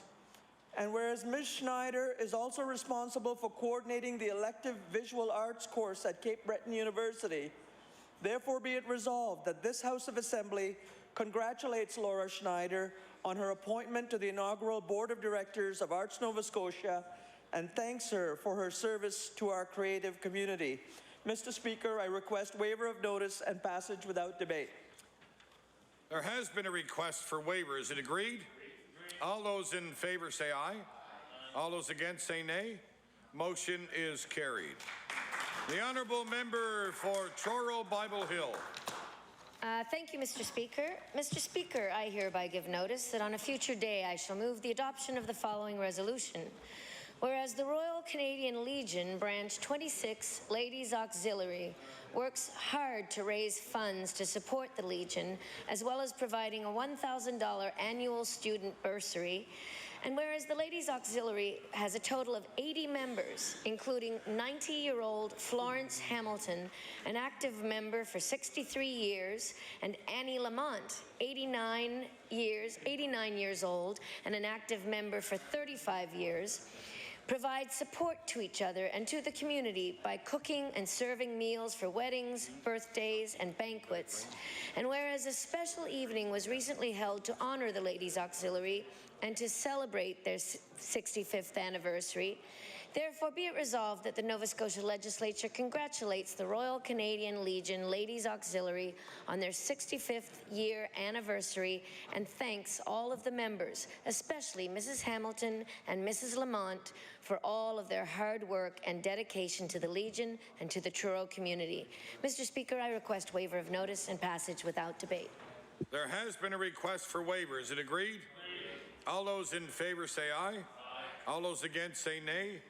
Motion is carried. The Honourable Member for Cole Harbour Eastern Passage. Thank you, Mr. Speaker. I hereby give notice that on a future day I shall move the adoption of the following resolution. Whereas a $25 billion ship shipbuilding contract is an economic game changer for Nova Scotia, and our NDP government is making strategic investments to ensure Nova Scotians are ready to take advantage of tomorrow's opportunities. And whereas recently our NDP government announced a $10 million investment in a state-of-the-art skills trade centre renovation for Cole Harbour District High and the establishment of a $5 million fund to support skilled trade centres around the province. And whereas this fully equipped skilled trade centre will offer courses that link classroom learning to jobs, such as shipbuilding, by helping students think early about the opportunities in trades after they leave high school. Therefore, be it resolved, this legislature commend the NDP government for their strategic $10 million investment in skilled trades training in Nova Scotia schools and celebrate the announcement of a significant upgrade to Cole Harbour District High School. Mr. Speaker, I request waiver of notice and passage without debate. There has been a request for waiver. Is it agreed? I hear several noes. The motion is tabled.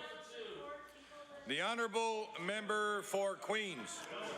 Thank you, Mr. Speaker. I hereby give notice that on a future day I shall move the adoption of the following resolution. Whereas it is important for youth in our communities to have a safe, confidential, and fun space to socialize in, as well as to access clinical health services, educational opportunities, and recreational activities. And whereas Teen Access Zone, a new youth centre, has opened at the Queen's Place AmeriCentre in Liverpool, and whereas Teen Access Zone aims to create a space where teens can access a number of resources, programs, and services to benefit their overall health and well-being. Therefore, be it resolved that the House of Assembly recognizes and congratulates Teen Access Zone for providing access to health, wellness, and positive social activity to the youth of Liverpool. Mr. Speaker, I request waiver of notice and passage without debate. There has been a request for waiver. Is it agreed? All those in favour say aye. All those against say nay. Motion is carried. The honourable member for Antigonish. Thank you, Mr. Speaker. Mr. Speaker, I hereby give notice that on a future day I shall move the adoption of the following resolution. Whereas in early 2011, as part of its 5-point plan on arts and culture, the government announced the creation, Arts Nova Scotia, an independent body to oversee provincial funding programs for artists and art organizations. And whereas the structure and mandate of Arts Nova Scotia were established through legislation introduced by the government in December 2011, and whereas Michelle Denoncourt, an Acadian visual artist, educator, and sculptor from Antigonish, was recently named as one of 11 board members for Arts Nova Scotia. Therefore, be it resolved that all members of the House of Assembly congratulate Monsieur Denoncourt on being appointed to the Board of Arts Nova Scotia and wish all of the board members the best for their terms. Mr. Speaker, I request waiver of notice and passage without debate. There has been a request for waiver. Is it agreed? All those in favour say aye. All those against say nay. Motion is carried. The honourable member for Antigonish. Thank you, Mr. Speaker. Mr. Speaker, I read this resolution on behalf of my colleague from Halifax, Shabukto. I figured as much. I hereby give notice, and on a future day I shall move the adoption of the following resolution.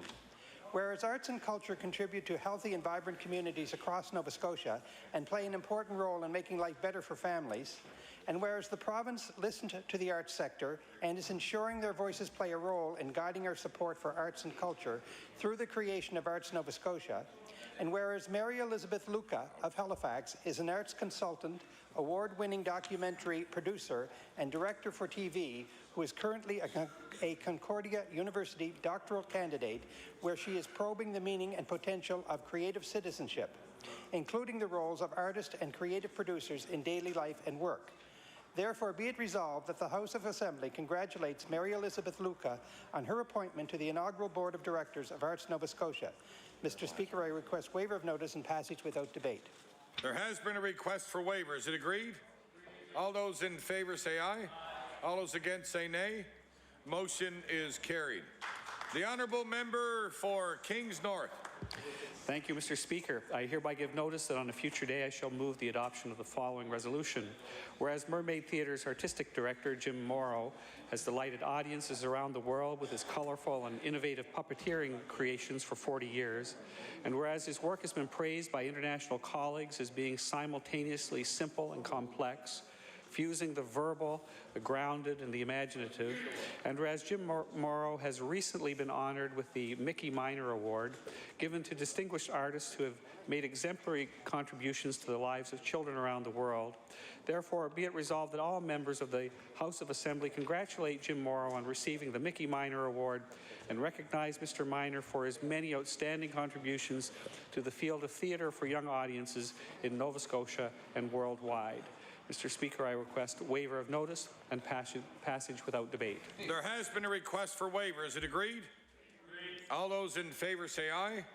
All those against say nay. Motion is carried. The honourable member for Lunenburg. Thank you, Mr. Speaker. I hereby give notice that on a future day I shall move the adoption of the following resolution. Whereas Lower Rose Bay resident Max Rafuse began setting 22 navigational buoys in Rose Bay in a channel behind his house in 1940 as he helped his father with the job, and whereas Mr. Rafuse took over the job full-time in 1947 at the age of 19 after his father passed away, and would cut and paint the poles required, weigh them down with granite rocks, and set the buoys in the channel each April, removing them each January. Whereas Mr. Rafuse continued his work for 63 years, finally retiring in 2009 at the age of 82. Therefore, be it resolved that this House of Assembly recognize a lifelong commitment by Mr. Max Rafuse to Rose Bay and the boats who navigate those waters, and thank Mr. Rafuse for his service to his community. Mr. Speaker, I request waiver of notice and passage without debate. There has been a request for waiver. Is it agreed? All those in favor say aye. All those against say nay. Motion is carried.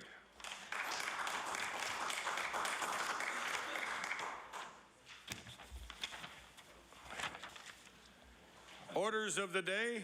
I will now recognize the Honourable Leader of the Progressive Conservative Party. Thank you, Mr. Speaker. I hereby give notice, as per Rule 43.2, that the business of the House be set aside for the purpose of discussing a matter of urgent public importance. As per the rule, I sent you a copy of my request earlier today, and in accordance with Rule 43.11, we request that the emergency debate take place at the moment of interruption. The matter is as follows.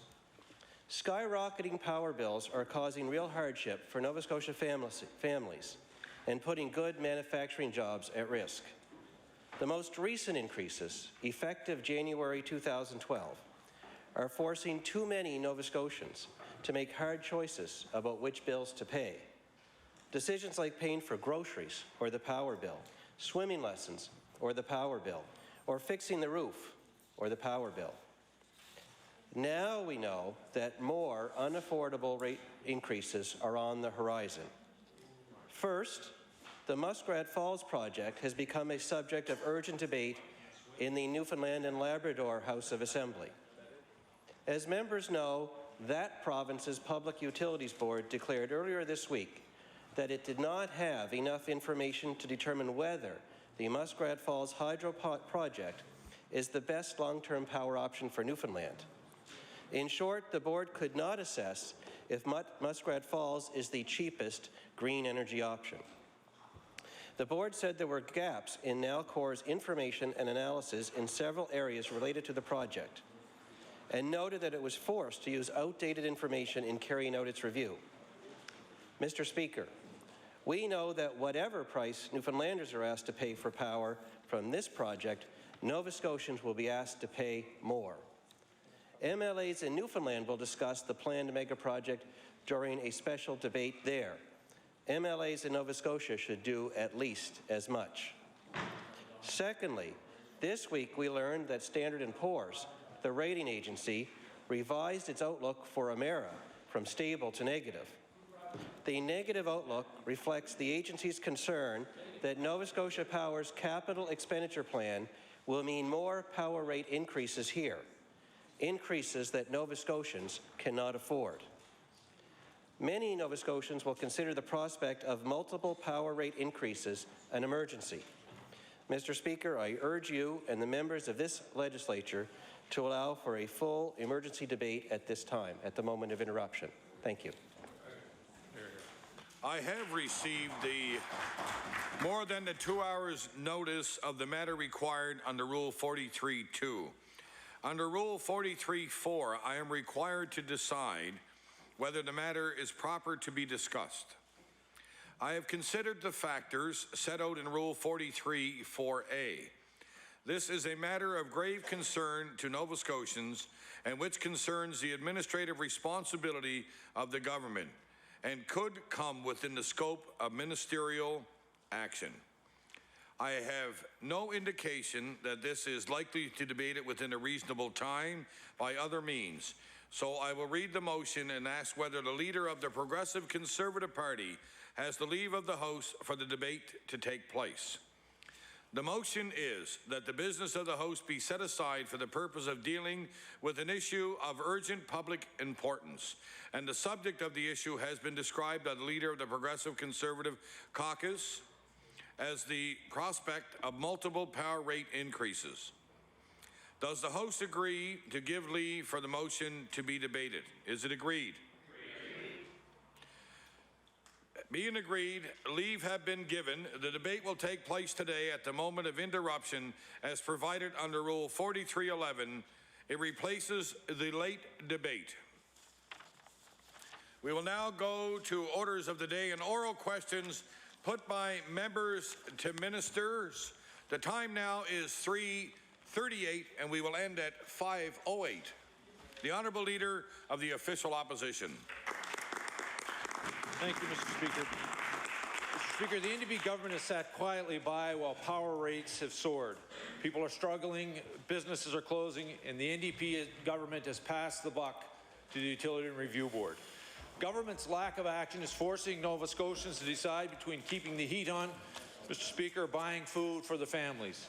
And the government is clearly out of touch with the priorities of Nova Scotians. My question to the Premier, why is the government content to hide behind the Utility Review Board while power rates soar and Nova Scotians suffer? Honourable the Premier.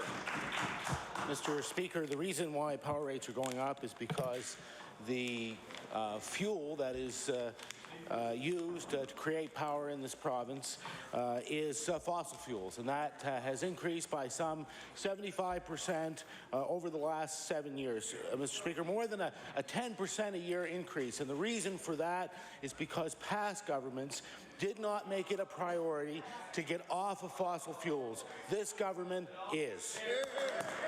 The Honourable Leader of the Official Opposition on his first supplementary. Speaker, the Premier is fond of saying his government took the provincial portion of the HST off power bills, Mr. Speaker. However, he's not fond about discussing the new NDP electricity tax, a tax, Mr. Speaker, he opposed while in opposition.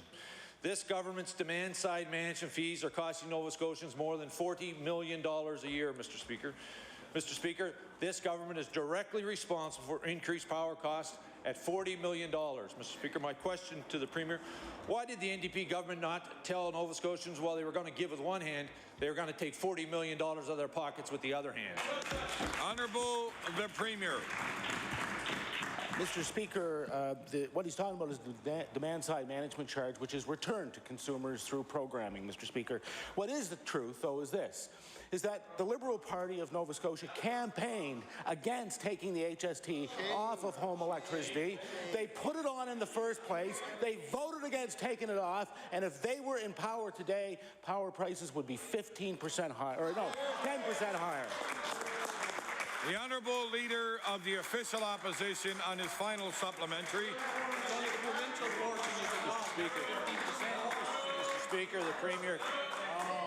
Mr. Speaker, the Premier campaigned against the demand-side management tax, Mr. Speaker, which you quickly put on, Mr. Speaker. Mr. Speaker, on June 9th, a letter to the Utility Review Board written by the NDP government, Mr. Speaker, about this electricity tax, and I quote, places the burden of the DSM-related improvements too heavily on the residential users and other rate classes, end of quote, Mr. Speaker. Can you further down to a letter from the Premier, Mr. Speaker, I quote, this surcharge on their power bills at this juncture would add unneeded and counterproductive costs to residential business users, end of quote, Mr. Speaker. I want to remind this House and all Nova Scotians, Mr. Speaker, since he's become Premier, power rates have gone up over 20%, Mr. Speaker. Mr. Speaker, this is a tax. Mr. Speaker, this is a tax on the poor and middle-class income families and small business owners, Mr. Speaker, when shareholders could have paid the bill. So my question to the Premier, why does the Premier believe that Nova Scotia shareholders should pay the NDP electricity tax and not Nova Scotia Power shareholders? Honourable the Premier. Mr. Speaker, as the Leader of the Opposition creates this fantastical imagery around the Utility and Review Board, Mr. Speaker, he knows full well that the conservation measures are the most important way that people can actually reduce their costs, Mr. Speaker. They can go back, they get that money back. Mr. Speaker, in conservation programs. But what is also true, of course, is that if they had their way, the price of electricity in this province would be 10% higher than it is today.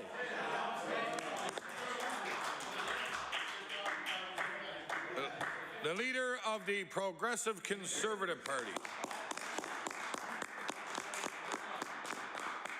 Mr. Speaker, my question is for the Premier. This week, the Public Utilities Board of Newfoundland reported that they could not conclude that the Lower Churchill Hydro project was the best option for Newfoundland and Labrador. In fact, they said they could not determine whether it was the most affordable power source for Newfoundlanders at all. In Nova Scotia, our Premier refuses to do a review of the same project because he has already made up his mind. And so my question to the Premier is this: how much does he know? How much will Nova Scotians pay in cents per kilowatt hour for power from the Lower Churchill project? How much is it? Honourable the Premier. Mr. Speaker, there have been numerous studies that have come out that have shown that this, in fact, is the lowest cost option for power. It is only the Conservatives who could choose to gamble on future power rates instead of getting 35 years of power at a fixed rate. Honourable the Leader of the Progressive Conservative Party. Mr. Speaker, gambling is when you commit your province to something and you don't even know how much it is going to cost. A simple question: how much will it cost Nova Scotians? No answer from the Premier. Mr. Speaker, I'll tell you what, the best information available from Newfoundland says that power from Lower Churchill will cost 16.4 cents per kilowatt hour, and I will table the document that makes that so. That is how much it's going to cost Newfoundlanders. That is at least 20% more than Nova Scotians are paying for power now, and that is before we transmit that power by expensive subsea cable from Newfoundland to Nova Scotia. So my question to the Premier, Mr. Speaker, is this: will he finally stand up for Nova Scotia ratepayers and review the project to see if it truly is the best, cheapest, greenest source of power available for Nova Scotians, yes or no? Honourable the Premier. Well, Mr. Speaker, I don't know exactly what the Leader of the Opposition's, Leader of the Conservative Party is getting at, but he knows full well that there is a comprehensive review process, that the project, before it can be approved as a capital expenditure for the utility, has to in fact go to the Utility and Review Board, and that is the appropriate process for a review. The Honourable Leader of the Progressive Conservative Party on his final supplementary. Well, Mr. Speaker, apparently the Premier feels it is somebody else's responsibility to decide whether this project is in the best interest of Nova Scotia or not, and that is a shame because that is the job that the Premier was elected to determine. The fact of the matter is, Mr. Speaker, the Premier is fine with this project because someone else is going to end up paying the bills for it. And that someone else is the people of Nova Scotia, Mr. Speaker, that will pay the bills for this project. And the Premier doesn't even know how much it's going to cost them.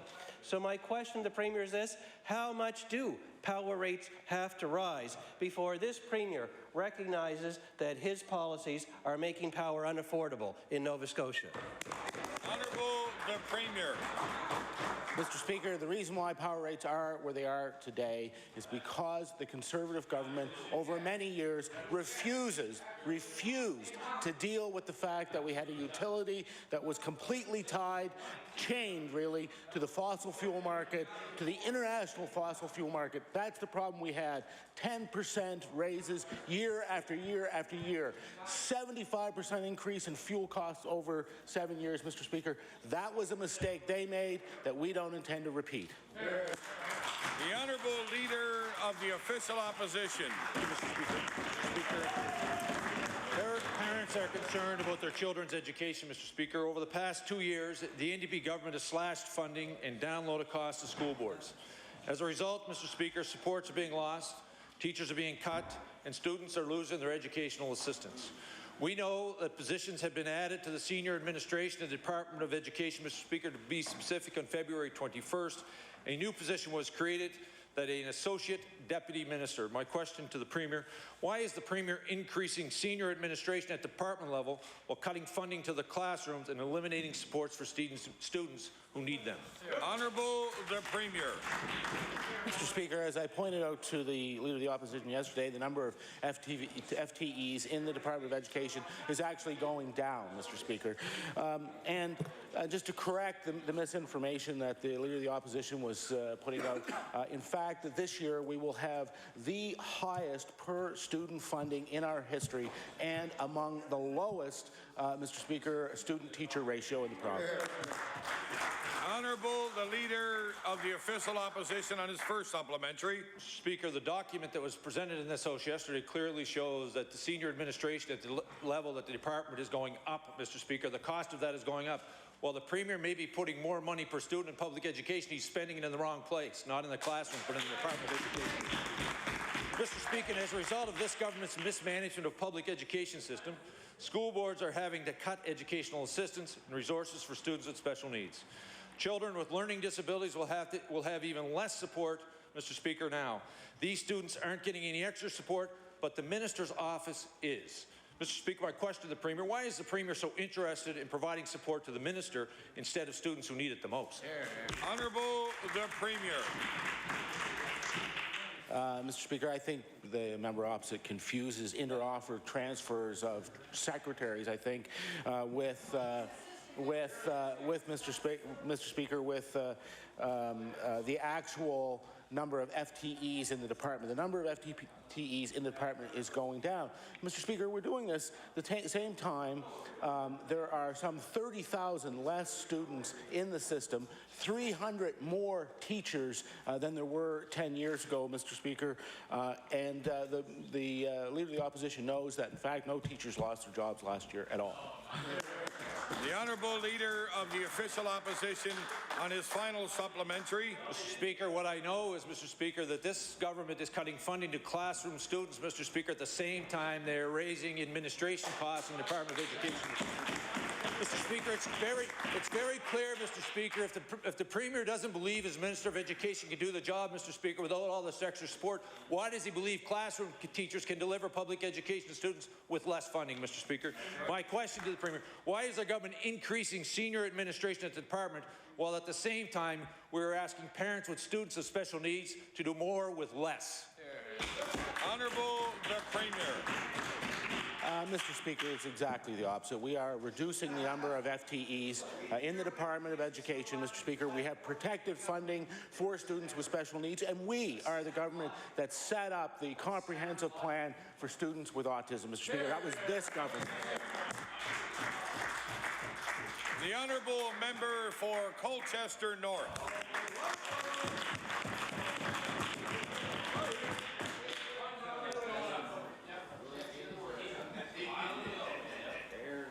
Mr. Speaker, last session I repeatedly asked the Minister of Education about real student-to-teacher ratio numbers. The Minister struggled with a response and failed to provide the real numbers. The Minister has now had some time to reflect on that request.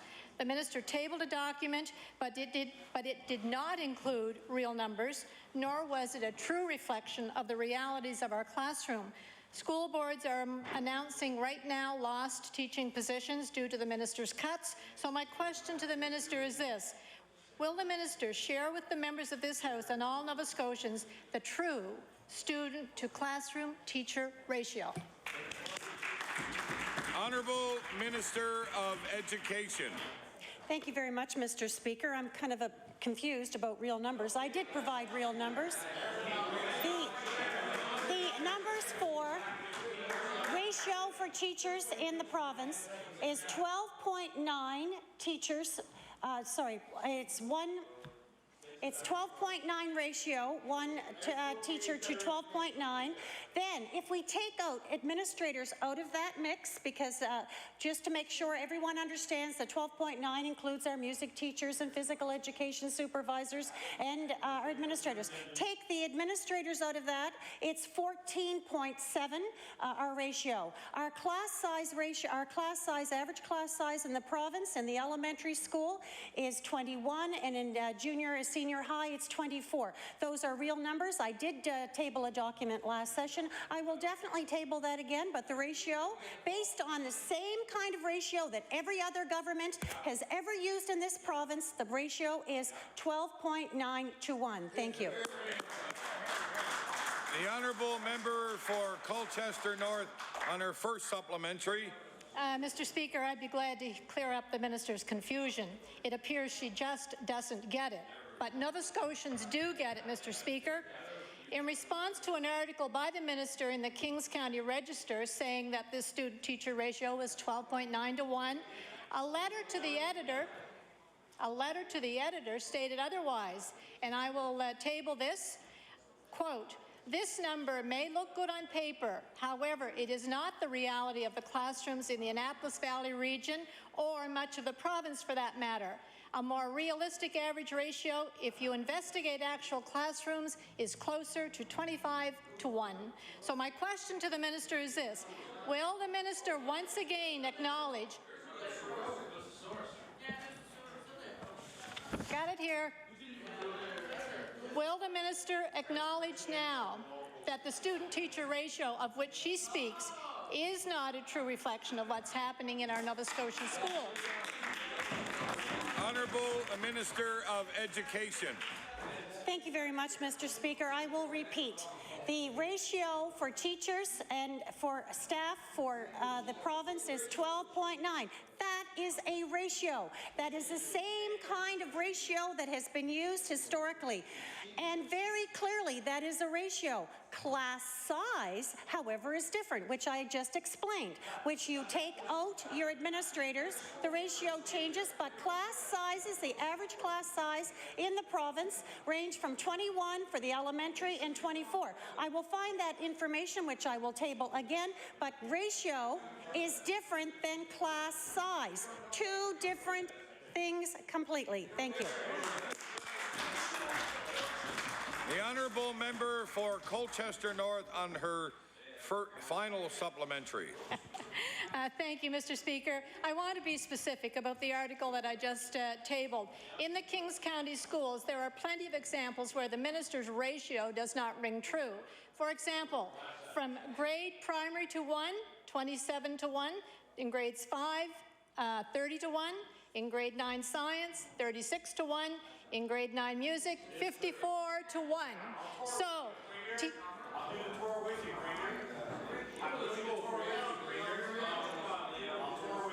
I'm sure that the minister would be welcome. The minister would be welcome in that Kings County school. Teachers and parents, Mr. Speaker, know the true number.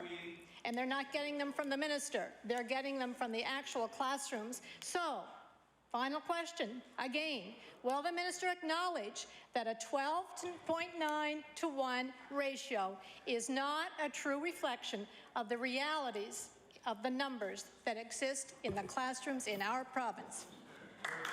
The Honourable Minister of Education. Thank you very much. The ratio is 12.9 to 1, and I will repeat a little lesson that I just gave the House. Ratio is different than class size, and I would say that across the province you are going to find different groupings in class size, but based on averages, our class sizes are better than they have been in a generation. The honourable member for Hants West. Thank you, Mr. Speaker. Mr. Speaker, my question is for the Minister of Energy. Standard & Poor's Rating Services has revised its outlook for Emera and Nova Scotia Power from stable to negative, pointed directly to their massive capital spending plans, Mr. Speaker. Standard & Poor's protects Emera investors. Nova Scotians are wondering who is protecting them. How much per kilowatt hour does the Minister of Energy think Nova Scotia families can afford to pay for their electricity bill? The Honourable Minister of Energy. Thank you, Mr. Speaker. I thank the honourable member for his question. Certainly, we're all concerned about the volatile fuel prices, about the ever-increasing cost of coal and oil, and we're doing something about that. We're trying to get off of fossil fuels and get on to more renewables, more conservation measures. You know, we're really undergoing an energy transformation in this province, and we're working in the long term to make power rates not only more affordable today, but to make it more affordable in the long term. The honourable member for Hants West on his first supplementary. Thank you, Mr. Speaker. Mr. Speaker, Emera President and CEO Chris Huskilson says he needs money to meet requirements of the NDP Bite the Bullet electricity plan. The NDP plan doesn't mention affordability, as too many Nova Scotians are fully aware of. When will the minister rewrite his government's Bite the Bullet electricity plan and put people, small businesses, and their ability to afford electricity back at the top of the decision-making pyramid? The Honourable Minister of Energy. Thank you, Mr. Speaker. We do have a plan. It's a renewable electricity plan that came forward in 2010. And we have an investment in our future through the ComFit program that involves communities, through the IPP program that involves companies in this province providing renewable energy. And overall, we have a strong plan to get off of fossil fuels. We can't continue to bury our head in the sand forever like previous governments have done. We have to move forward with a plan. The honourable member for Hants West on his final supplementary. Thank you, Mr. Speaker. Mr. Speaker, Standard & Poor's Rating Services analyst responsible for the outlook changes for the power company says upshot is Nova Scotia Power's ability to cover a growing debt load will depend on the size of rate increases. This is no upshot. Nova Scotians cannot afford to bail out this government's Bite the Bullet electricity plan any longer. How many people, my question to the minister, how many people and jobs will this government drive away from Nova Scotia before it's willing to get off its high horse and review its Bite the Bullet electricity plan? The Honourable Minister of Energy. Thank you, Mr. Speaker. As I mentioned, the status quo is not an option any longer. We can no longer continue to rely on fossil fuels. We need renewable energy in this province, clean, green, renewable energy, and the estimated cost is somewhere between 1% and 2% a year over the next 5 years, and that's an investment in our future, an investment in lower power rates for Nova Scotians. The honourable member for Colchester North.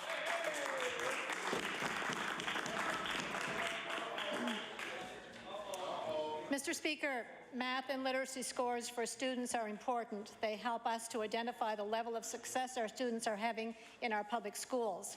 We recognize that we can always do better, and we always want to improve those scores. So my question to the minister is this: what steps has the minister taken to improve the math scores in this province? The Honourable the Minister of Education. Thank you very much, Mr. Speaker. As part of our Kids and Learning plan that we launched about 2 months ago now, I think we have outlined that we are going to be moving to the Western Protocol. We recognize that our math curriculum has an awful lot of outcomes, and what we're going to be doing is moving to the Western Protocol. That work has already started. And I will continue on, I would imagine, with my second question. Thank you. The honourable member for Colchester North on her first supplementary. Thank you, Mr. Speaker. You know, the minister speaks about 2 months. I believe this government's been in almost 3 years, so I think that maybe waiting for 2 months prior to would suggest something should have been done.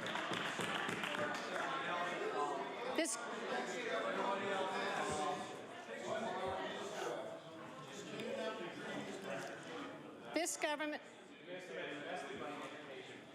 I'll remember that, John. This government has done nothing constructive, nothing designed to improve those math scores.